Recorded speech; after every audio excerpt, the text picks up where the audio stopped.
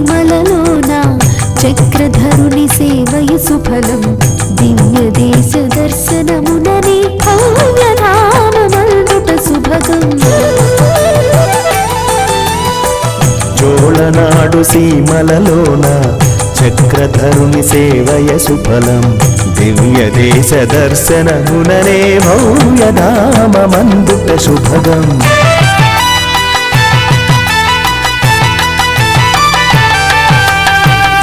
ఆళ్వారుల ఆరాధనలే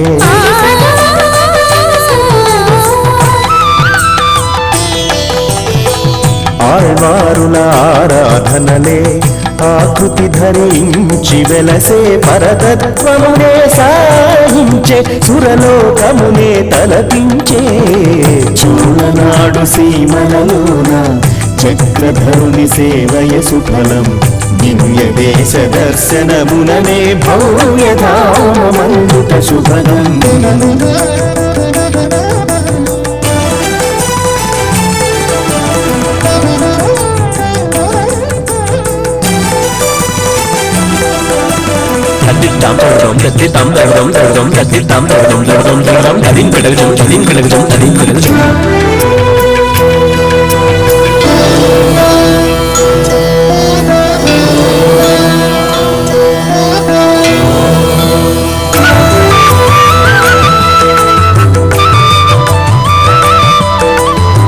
శ్రీరంగనిగా బల మధురం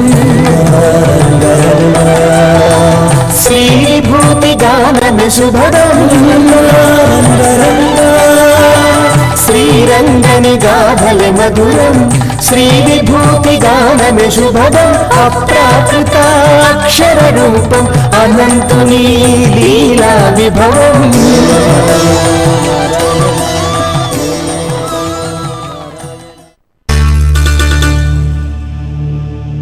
తిరుత్తెట్రియంబలం. నవేద్వేష్యోస్తి నప్రియ అనేది భగవంతుని యొక్క మాట. ఆయనకి ప్రియులు కానీ శత్రువులు కానీ లేరుట. అయితే కౌరవులు శ్రీకృష్ణునకు శత్రువులా మిత్రులా అంటే శత్రువులేట. మరి శత్రువులు లేరంటున్నారు, మళ్ళీ కౌరవులు శత్రువులు అంటాం ఎలాగా అంటే ఆయనే చెప్పాడు. రాయబారానికి వెళ్ళాడు కదా శ్రీకృష్ణ పరమాత్మ. ఆ వెళ్ళినప్పుడు దుర్యోధనుడు ఆతిథ్యాన్ని స్వీకరించమని అడిగాడు. తర్వాత చూద్దాంలే అన్నాడు. విదురుని ఇంటికి వెళ్ళాడు, ఆతిథ్యం స్వీకరించాడు శ్రీకృష్ణ పరమాత్మ. దుర్యోధనుడికి చాలా అవమానంగా తోచింది. ఆయన అడిగాడు శ్రీకృష్ణుణ్ణి, ఏమయ్యా నువ్వు నన్ను విడిచిపెట్టేశావు, పోనీ నన్ను విడిచిపెడితే విడిచిపెట్టావు, మా కులవృద్ధుడు అనేటువంటి భీష్మాచార్యులు వారు ఉన్నారు కదా, వారింటికి వెళ్ళవచ్చు కదా విందుకి. లేదు మా కులగురు అనేటువంటి ద్రోణాచార్యులు వారు ఉన్నారు, వారింటికి వెళ్ళవచ్చు, అక్కడికి వెళ్ళలేదు. మా అంచైవ మధుసూదన, పోనీ నన్ను గౌరవించలేదు, నేను పిలిచిన చోటుకు వచ్చి నా ఆతిథ్యాన్ని స్వీకరించలేదు. వెళ్ళి వెళ్ళి చివరికి ఆ దాసీపుత్రుడైన ఆ విదురుని ఇంటికి వెళ్ళి విందు ఆరగించి వచ్చావా నువ్వు, ఎందుకు ఇలా చేశావు అని అడిగాడు. అడిగితే అప్పుడు కృష్ణ పరమాత్మ చెప్తాడు, ద్విషదన్నం నభోక్తవ్యం ద్విషంచైవ నభోజయేత్ పాండవాన్ ద్విషసే రాజన్ మమ ప్రాణాహి పాండవా. బుద్ధిమంతుడైన వాడు శత్రువు ఇంటలో భోజనం చేయకూడదు, శత్రువుకి తన ఇంట భోజనం పెట్టకూడదు. అయితే నేను నీకు శత్రువుని కాదు కదా, నువ్వు నా ఇంట్లో భోజనం చేయడానికి ఏమిటి అభ్యంతరం అంటావా? పాండవాన్ ద్విషసే రాజన్, నువ్వు పాండవుల్ని ద్వేషిస్తున్నావు. పాండవులంటే ఎవరు? మమ ప్రాణాహి పాండవాహ, నా పంచప్రాణములు పాండవులే, పంచపాండవులు. ఎందుకని? వారికి ఆధారమైన వాడిని నేనే. శరీరానికి నిలబడాలంటే అందులో ఒక ఆత్మ ప్రవేశించి ఉండాలి. జ్ఞానేతు ఆత్మైవ మే మతం, జ్ఞాని అయినవాడు నాకు ఆత్మస్థానీయుడు అని భగవానుడు తానే చెప్పు ఉన్నాడు. ఎవరు జ్ఞాని? ఎవరైతే భగవంతుని యొక్క విశ్లేషాన్ని సహించకుండా క్షణకాల వియోగాన్ని కూడా సహించలేని వారో అటువంటి వారు జ్ఞానులు. అటువంటి జ్ఞానులైన పాండవులు నాకు ప్రాణసములు కనుక వారిని ద్వేషించేటువంటి వాడివి నువ్వు నాకు శత్రువే అవుతావు అన్నాడు. అంటే భాగవత శత్రువులు భగవంతునికి శత్రువులు. అటువంటి భాగవత శత్రువులైనటువంటి కౌరవులందరినీ కూడా నశింపచేసినటువంటి స్వామి శ్రీకృష్ణ పరమాత్మ, ఆయనకి అత్యంతము ప్రీతికరమైనటువంటి దివ్యస్థానం ఈ తిరునాంగూరు తిరుపతుల్లో ఒకటైన తిరుత్తెట్రి అంబాలం. ఈ క్షేత్రంలో శ్రీకృష్ణ పరమాత్మ అర్చారూపిగా మనకు దర్శనమిస్తున్నాడు. ఆ స్వామిని మనం కనులార సేవించి దివ్యానుగ్రహాన్ని పొందుదాం. తిరుత్తెట్రి అంబలం దివ్యక్షేత్రాన్ని సేవిద్దాం. తిరునాంగూర్ తిరుపతులలో ఒకటైన ఈ క్షేత్రం మణిమాడక్ కోయిల్కి సమీపంలో 2 కిలోమీటర్ల దూరంలో ఉంటుంది. ప్రశాంత వాతావరణంలో ఉన్న ఈ క్షేత్ర వైభవాన్ని పెద్దలు ఇలా కీర్తిస్తున్నారు.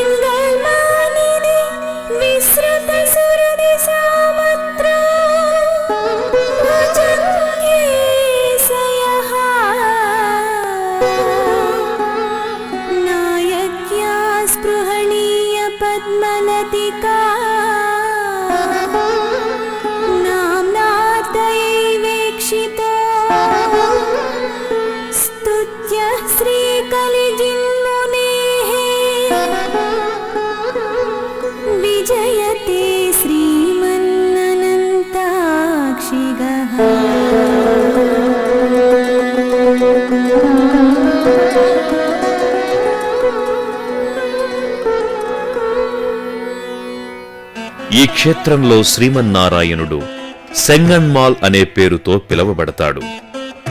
సెంగన్మాల్ అంటే అందమైన నేత్రాలు కలవాడని అర్థం. తన భక్తుడైన అనంతుని చూడగానే భగవానుని నేత్రాలు వికసించాయట. అందుకనే ఆయనకి సెంగన్మాల్ అనే పేరొచ్చింది.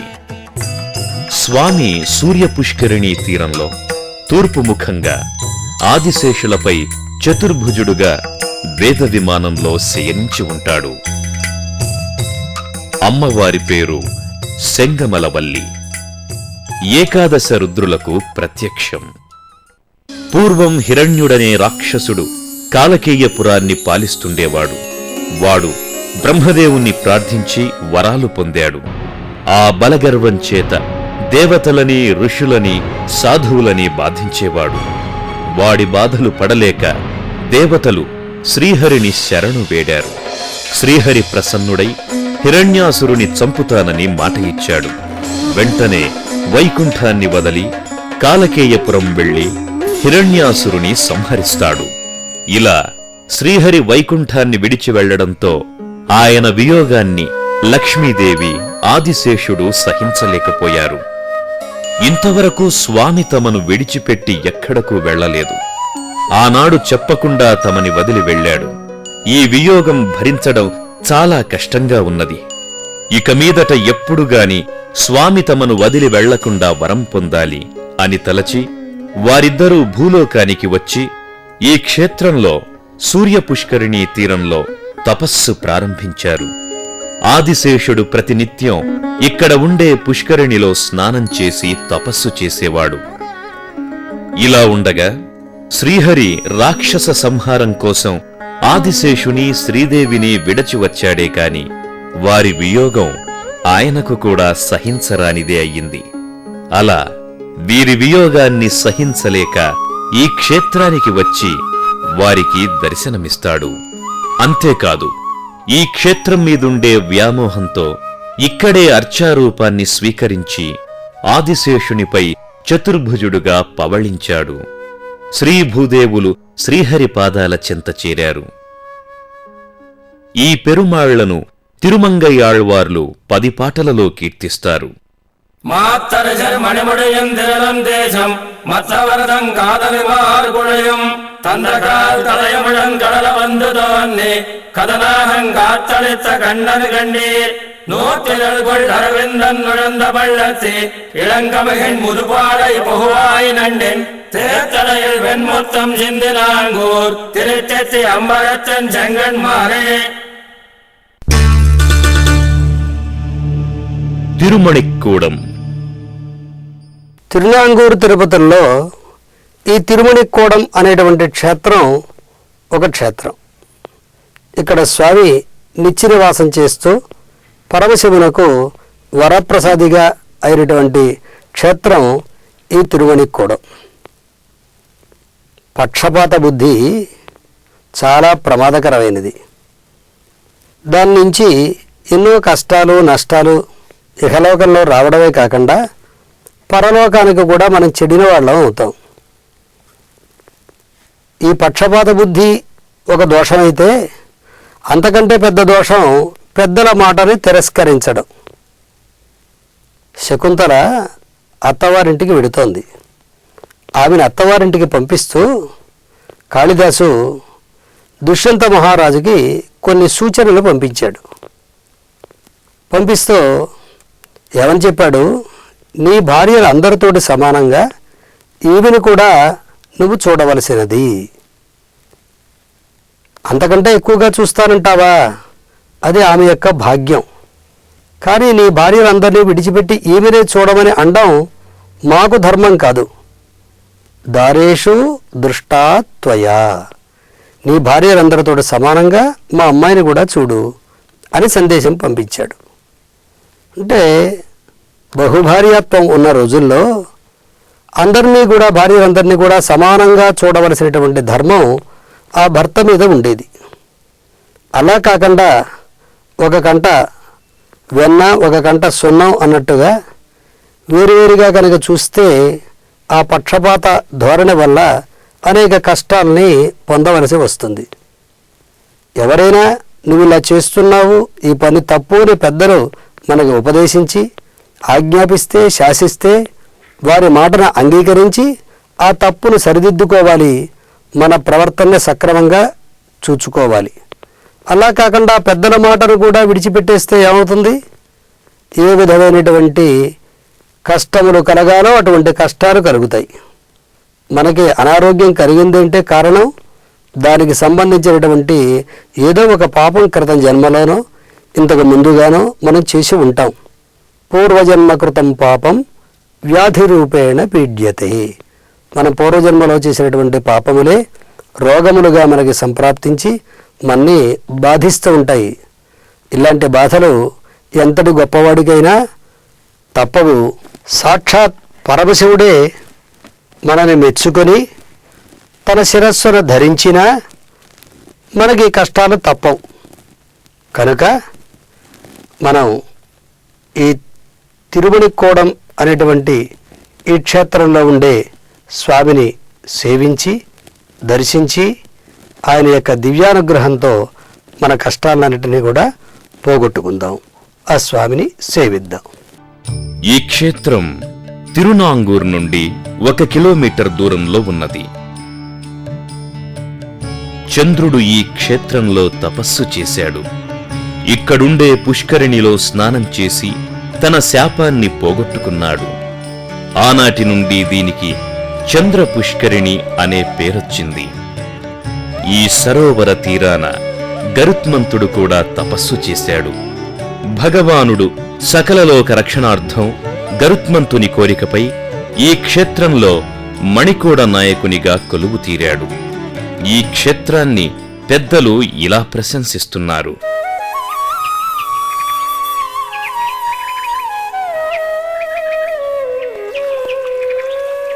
దివ్యే మణికూడపురే స్థితః సన్ చంద్రాబ్జిని స్వర్ణ విమానరమ్యే ആലിംഗദേവീം തിരുമാമകൾ പ്രധാ ശ്രീമാൻ മണിക്കൂട പ്രഭുർവിരാജിതേ ഗരുഡേന്ദ്ര തപോലബ്ധ ശക്രദിന്മുഖ സുന്ദരഃ പരകാലവചോഹാര്യ ശിഖരേ మందిరాయతే.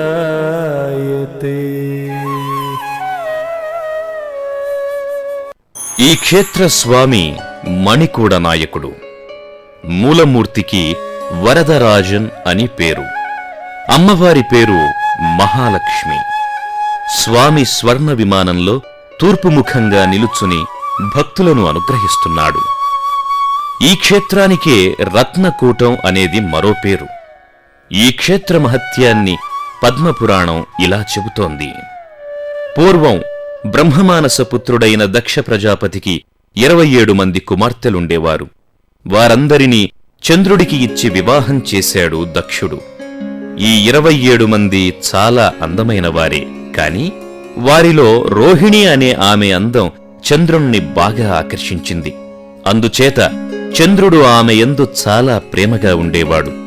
ఇది తక్కిన భార్యలకు బాధ కలిగించింది. వారు తమ తండ్రి అయిన దక్ష ప్రజాపతి దగ్గరకు వెళ్లి చంద్రుడు తమను నిర్లక్ష్యం చేస్తున్నాడని చెప్పారు. దక్షుడు చంద్రుణ్ణి పిలిచి, నువ్వు ఒక్క రోహిణియందే ప్రేమ కలిగి ఉండడం న్యాయం కాదు. తక్కిన భార్యలను కూడా ప్రేమతో చూసుకో అని చెప్పాడు. కాని చంద్రుడు ఆ మాట వినలేదు. ఎప్పటిలా రోహిణియందే ప్రేమగా ఉండేవాడు. తన మాట వినలేదని దక్షుడికి కోపం వచ్చింది చంద్రుడి మీద. నువ్వు నీ భార్యలందరినీ సమానంగా చూడకుండా పక్షపాత బుద్ధితో వ్యవహరించావు కనుక క్షయరోగంతో బాధపడు అని శపించాడు. దాంతో చంద్రుడికి క్షయరోగం సంప్రాప్తమయ్యింది. ఏం చెయ్యాలో తోచలేదు. అతడు లోకాలన్నీ తిరుగుతూ పలాశవనంలో ఉండే ఈ రత్నకూట క్షేత్రానికి వచ్చాడు. అంతకుముందే అక్కడ సంవర్తుడనే మహాముని తపస్సు చేసుకుంటున్నాడు. ఆ ముని చంద్రుణ్ణి చూసి, ఇక్కడ ఉండే పుష్కరిణిలో స్నానం చేసి శ్రీమన్నారాయణుని గురించి తపస్సు చెయ్యి, నీకు ఆరోగ్యం సిద్ధిస్తుంది అని చెప్పాడు. చంద్రుడు సంవర్తుడు చెప్పినట్లే పుష్కరిణిలో స్నానం చేసి తపస్సు చేశాడు. అతడి తపస్సుకు మెచ్చి శ్రీమన్నారాయణుడు ప్రత్యక్షమై చంద్రుడికి సంపూర్ణ ఆరోగ్యాన్ని ప్రసాదించాడు. అంతేకాదు, అతడి కోరికపై ఇక్కడే అర్చారూపంలో భక్తులకు దర్శనాన్ని అనుగ్రహిస్తున్నాడు. ఇలా చంద్రుడు స్నానం చేసిన పుష్కరిణి చంద్ర పుష్కరిణి అయ్యింది. ఈ చంద్ర పుష్కరిణిలో స్నానం చేసి స్వామిని దర్శించిన వారికి ఆరోగ్యం చేకూరడమే కాదు, సంసార సంబంధమైన బాధలన్నీ తొలగి రక్షణ కలుగుతుందని పెద్దల విశ్వాసం. ఏకాదశ రుద్రులకు ప్రత్యక్షమైన ఈ స్వామిని తిరుమంగై ఆళ్వార్లు 10 పాటలలో కీర్తిస్తారు. పర్వతాలు, సముద్రాలు, ఆకాశం, భూమి, సూర్యచంద్రులు, నక్షత్రాలు, ఇలా అన్నీ తానైన మా స్వామి సర్వేశ్వరుడు సర్వగంధ రసభరితమైన తిరుమణిక్కూడం నందు వేంచేసి ఉన్నాడు అంటూ కీర్తించిన ఈ కీర్తన వినండి. കുന്നവും വാനും മണ്ണും പുഴൽ പുനൽ തിങ്കളോടു നിന്നവെഞ്ചുടരുമല്ല നിറകളുമായവെന്തൈ മന്നവും വയലും കാവും മാടവും മണം കൊണ്ടു എങ്കും തെന്നൽ മന്ദിരവുതാങ്കൂർ തിരുമണിക്കൂടത്താനേ.